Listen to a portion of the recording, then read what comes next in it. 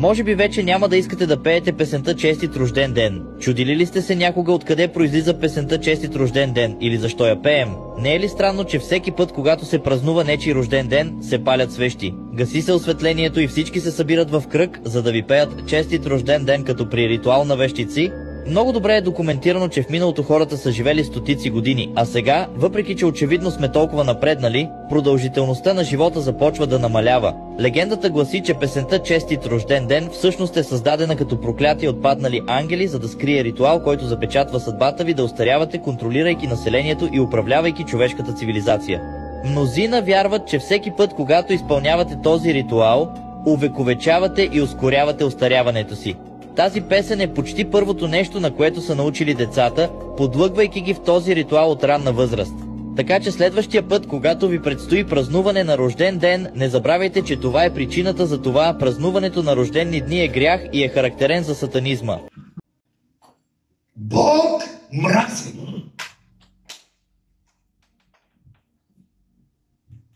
нашите празници. И знаете ли най-любимите празници на християните? Днес, които те обичат.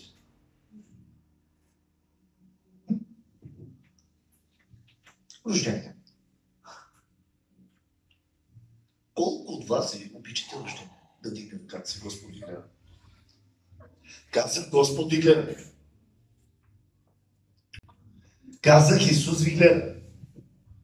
Колко от вас искате да си правите рождение? Ето за това ви обясних.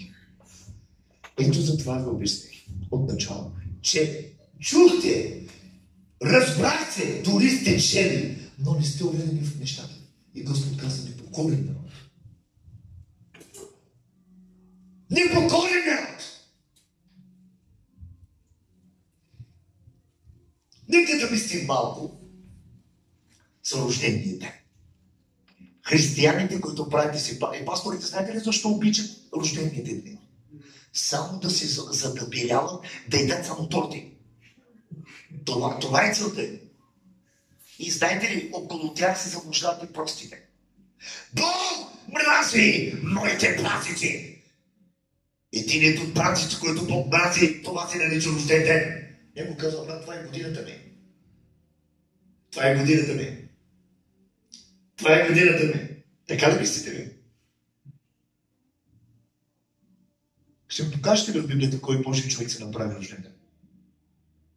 Ако ми покажете, ще спра, няма да проявявам.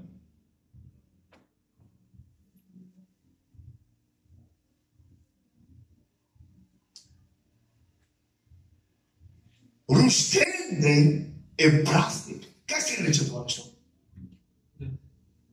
Как се нарича това нещо? Искам да го споделя за вас. Как се нарича? Какво сме чели до сега? Идва деня.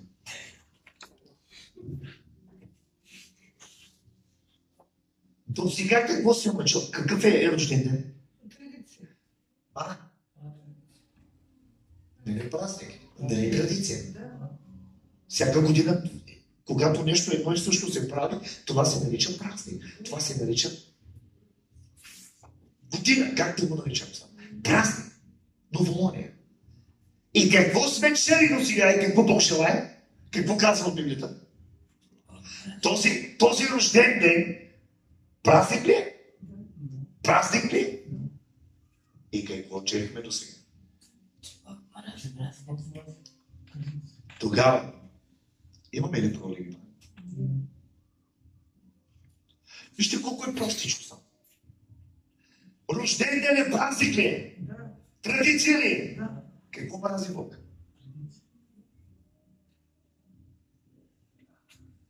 Не сте още сте разбрали неща. Чухте ли?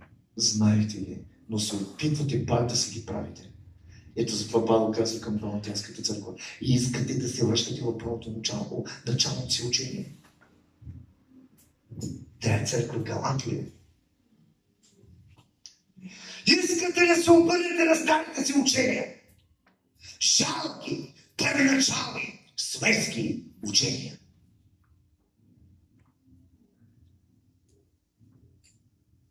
Никъде няма да намериш Божи човек да се направи рожден ден. Той нямаше ли година? Той всяка година годините не се минат напълно. Ще ми намерите ли такъв човек в Библията?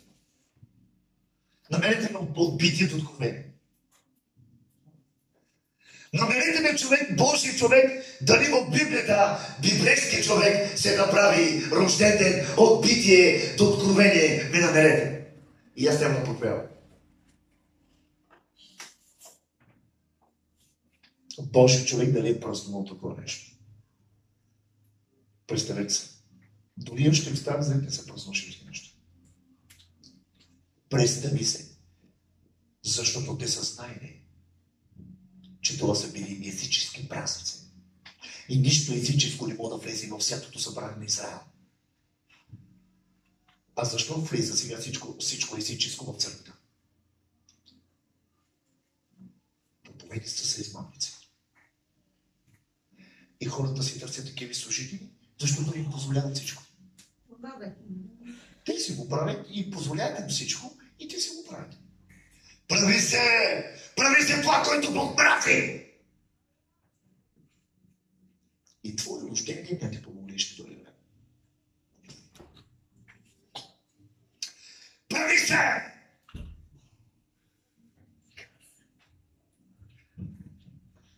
Така ни играме. Искам ладно.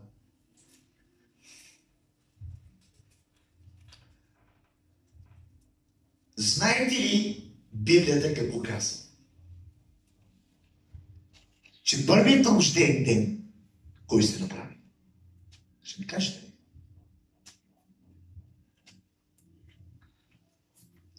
Казах ви да това Боже милости. Хубаво чела имаш. Кой в Библията си направи рожден ден? Покажете. Има някой. Но не само че децата на Бог.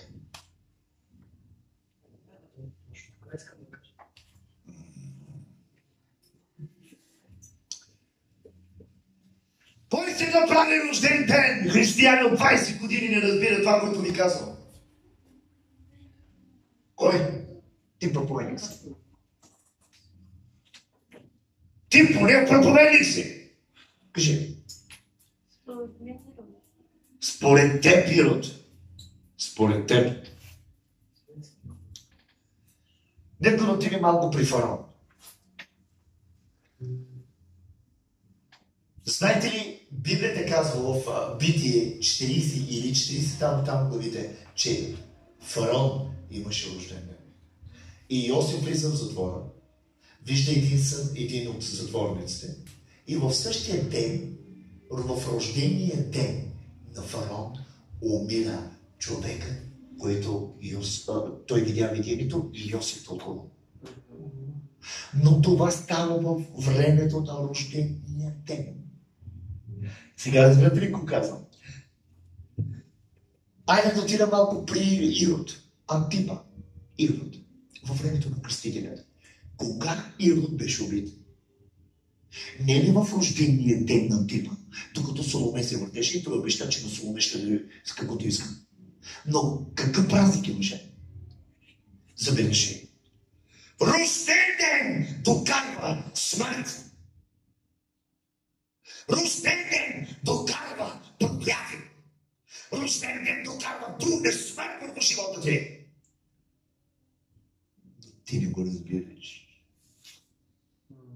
Окултизъм, магия, чародейство, онези свещи, онези традиционните поклонничество, които дават Рим и Гърция и носят тортите на Артемида, носят торти на тези богове. И тези християните си празнуват. Ето за това и Хова казва, мразя вашите празници. Гнуся се от тях. Не прави нещо, което ще не носи смърт. Фараон направи рождение на умре тургията. И да направи рождение от кръстителя на умре. Вижте къде върте рождения ден. Не към благословение, към проклятие. И забележете какви бяха тези хора, които си направиха рождения ден.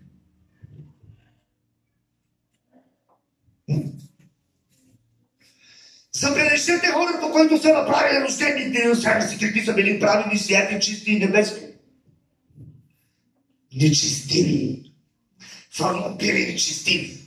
Ирод Антипа бил нечестив, все братовата си жена и кръстителят му същеше праха го. Казва, покай се. Нямаш право да вземеш жената на брат си. Филип. И точно в този мръсен, негативен, демоничен празник кръстителят трябваше да умре.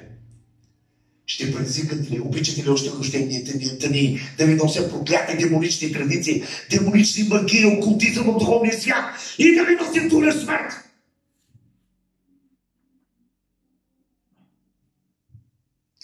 Простите християни, неразумните християни, не са разбрали тези неща още. Но няма време. Няма време!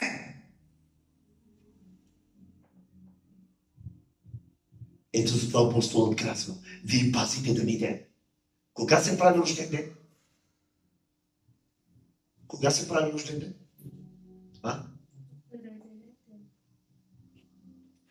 Кога се прави рожден ден? Месец, година? Кога? Кога се прави? Вие пазите година! Времена! Искате това да рубувате първоначално, искате да се връщате назад и да рубувате в първоначални жалки учения.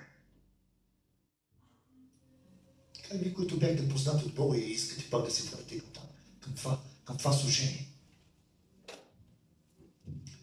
Пълни църкви са. Правят нещо срещу Йехова, но Йехова не стяга. И за жалко, той ще почне да ги предаде. За жалко! Ви сега казва, дотегли ми вярваш по вас. Защото казвам да правите, не правите. Казвам, това не е добре. Правите. Казвам нещо, което мразя, пак го правите. Дотегли.